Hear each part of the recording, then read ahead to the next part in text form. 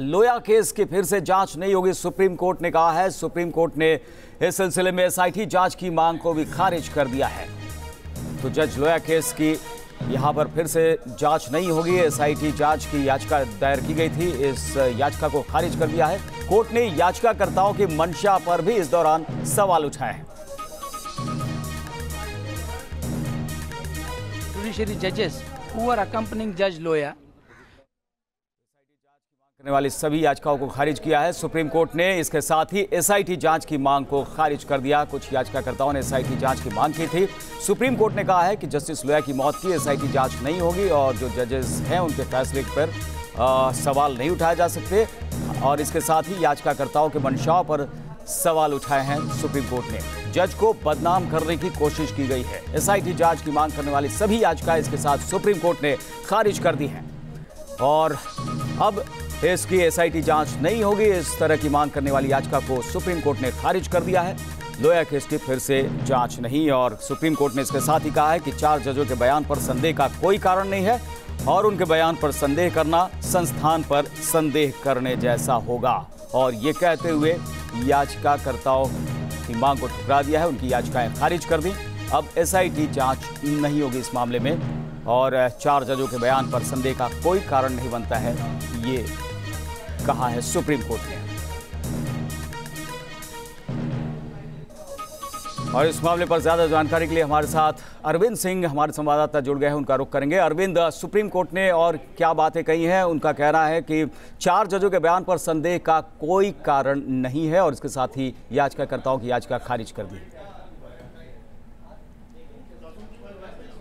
देखिए, supreme court ने याचिका खारिज कर दी है, यानी जज लोया की मौत की अब कोई दूसरी जांच नहीं होगी।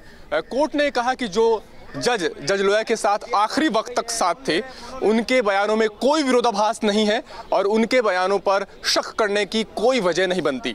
इन सभी जजों ने जज लोया की मौत को नेचुरल बताया था।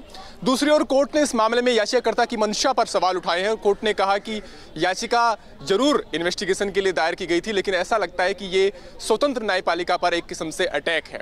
कोर्ट ने ये कहा कि जिस तरीके से जनहित याचिकाओं को राजनीतिक निहितार्थ के लिए इस्तेमाल किया जा रहा है, ये अपने आप में एक गलत ट्रेंड है। तो कहीं ना कहीं याचिकाकर्ताओं की मंशा पर कोर्ट ने सवाल खड़े किए हैं और ये माना कि जो कुछ दस्तावेज रखे गए हैं, जो कुछ तथ्य रखे गए हैं कोर्ट में, उनकी वजह से नहीं लगता कि इस पूरी मौत में कोई फाउल प्ले है और इस मामले में कोई अलग से जांच की जरूरत है। तो कहीं ना कहीं सुप्रीम कोर्ट ने उन जजों की जो आखिरी वक्त तक उनके साथ थे, उनके बयान को तरजीह देते हुए और ये मानते हुए कि उन पर वजह शक का कोई आधार नहीं बनता, इस मामले में याचिका को खारिज किया है।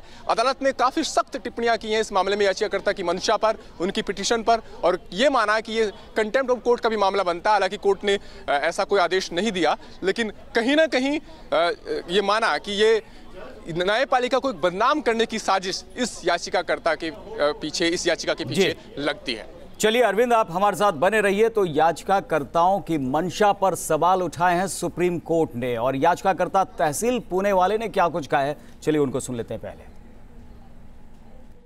Also the case of somebody where there are discrepancies in the fact that has not been spoken at all in the judgment. But the court has also come up harshly on the frivolous PILs.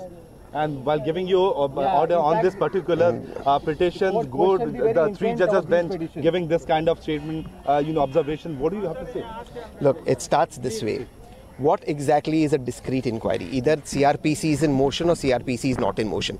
Nobody understands what a discrete inquiry. Either you're pregnant or you're not pregnant. You have something called a discrete inquiry. The discrete inquiry has lacunas in it. None of that has been addressed. You are addressing what happened in court. That is not the issue. The issue is what was said, what was the discrepancies in the inquiry. Those still hold, and that has not been addressed by anybody. I mean, it's it. You live another day, you fight another day. What can you say? certain questions about filing of the public interest litigations also. Court has said that nowadays, in some cases particularly, the public interest litigations are filed just to settle the political scores, and these are vested interest litigations, and accordingly the court has dismissed all the petitions.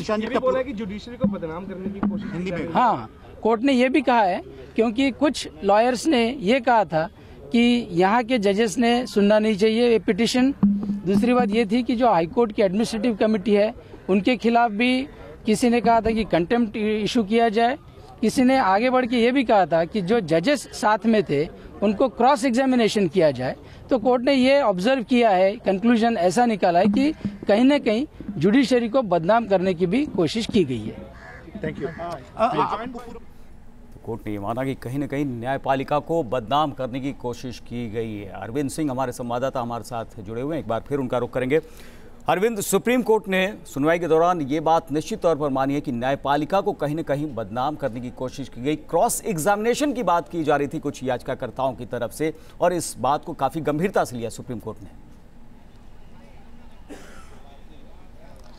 देखिए, बिल्कुल याचिकाकर्ताओं की तरफ से ये कहा गया था कि इस मामले में जो मौत हुई है वो संदिग्ध हालात में हुई है। ऐसी सूरत में सच सामने आने के लिए जरूरी है कि इस मामले की एसआईटी जांच होनी चाहिए। महाराष्ट्र सरकार की तरफ से इसका विरोध किया गया था। उनकी तरफ से कहा गया था कि जजों के बयान कोर्ट के सामने है और आखिरी वक्त तक जो जज साथ रहे उन्होंने मौत को नेचुरल बताया है, और ऐसी सूरत में अगर कोर्ट एसआईटी जांच का आदेश देता है तो ये कहीं ना कहीं उन जजों के बयान फिर से दर्ज होंगे और ये न्यायपालिका की छवि के लिए अच्छा नहीं रहेगा। कोर्ट ने महाराष्ट्र सरकार की दलीलों से सहमति जताई है। साथ में कोर्ट ने जनहित याचिकाओं का किस तरीके से गलत इस्तेमाल हो रहा है उस पर चिंता जाहिर की है। कोर्ट ने यह कहा है कि निहित राजनीतिक स्वार्थों के लिए, बिजनेस राइवलरी के लिए भी जनहित याचिकाओं का इस्तेमाल हो रहा है और इस प्लेटफॉर्म का मिसयूज हो रहा है। इस पर रोक लगनी चाहिए। तो कहीं ना कहीं याचिकाकर्ताओं की मंशा पर कोर्ट ने सवाल खड़े किए और यह मान लिया कि जो कुछ सबूत हैं वो ये मानते हैं कि कोई फाउल प्ले है नहीं इस पूरे मामले में।